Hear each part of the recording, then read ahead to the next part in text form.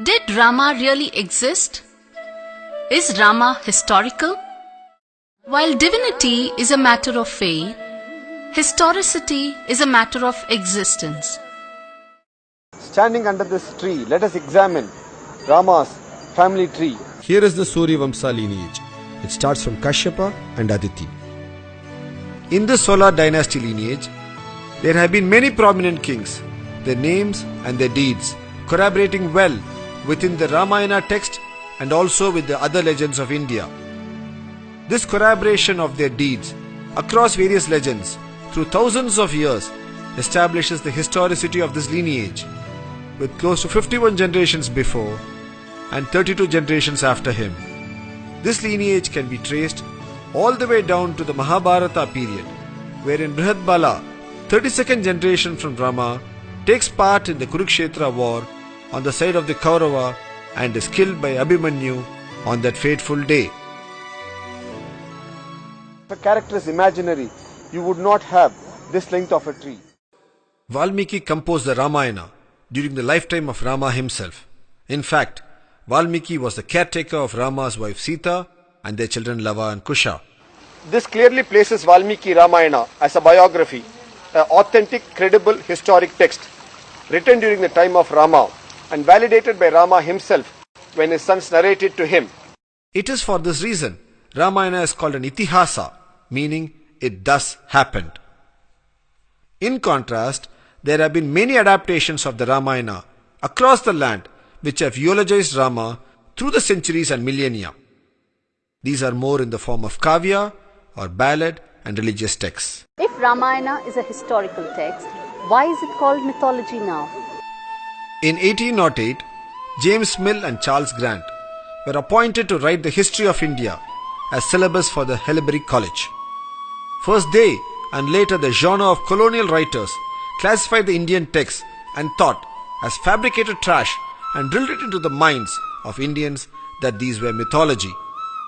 Mill and Grant wrote the history of India deliberately without visiting India, lest they get influenced by its rich culture.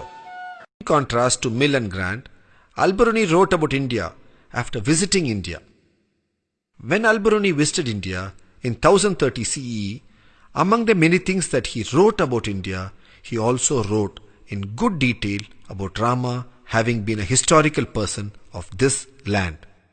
500 years later, in mid-1500s, Begum Hamida Banu, the daughter-in-law of Babur, wife of Humayun and mother of Akbar, commissioned a pictorial Ramayana. This is now housed in the Reitberg Museum, Zurich. Her son Akbar, the Mughal Emperor of India, also commissioned a Ramayana during his rule. This is now housed at the Maharaja Savai Man Singh Museum in Jaipur.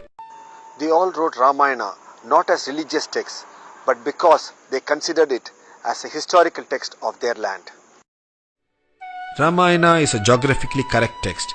Every place visited by Rama is today identifiable by historic landmarks, commemorative temples, and local legends. We all know that Rama's birth is celebrated on Sri Rama Navami, which means that he was born on the 9th day of the lunar month of Chaitra. This shloka gives the detailed star configuration at the time of his birth. From this shloka, we can list out the positions of the planets. When this data is entered into the planetarium software, it gives us the date of Rama's birth as 10th January 5114 BCE. When the date of Bharata's birth is culled out and entered into the software, it gives us the date as 11th January 5114 BCE at 5:30 am. It is indeed interesting to note here that this time calculated is exactly 16 hours from that of Rama's birth as calculated by the same software.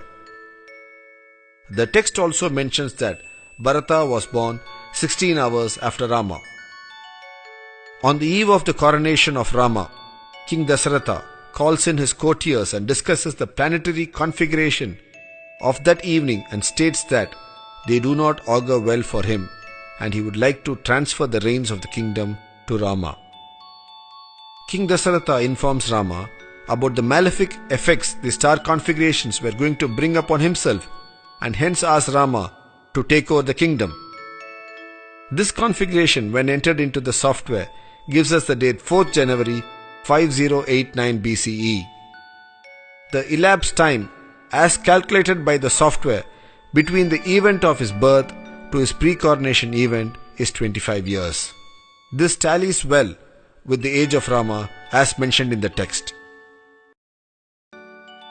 The dates thrown up by the planetary software are internally consistent with the sequence of events of the Ramayana legend. Advancement on science and technology is now opening new possibilities of exploring the past. What looked like impossible a few years ago, such as fixing a date for the events mentioned in the lifetime of Lord Rama, can now be done easily by using a planetarium software. The veneration of Rama has not been limited to India alone. The Egyptian pharaohs called themselves Ramses of the Solar dynasty, which seems to be a derivative of the name Rama and the Suryavamsa dynasty. In the east, in Thailand, the kings of the ruling Chakri dynasty take on the title Rama. The present king is Rama IX. This emphasizes the spread of the glory, effulgence of Rama across civilizations the world over and brings forth the stature in which Rama was held across the globe through the times.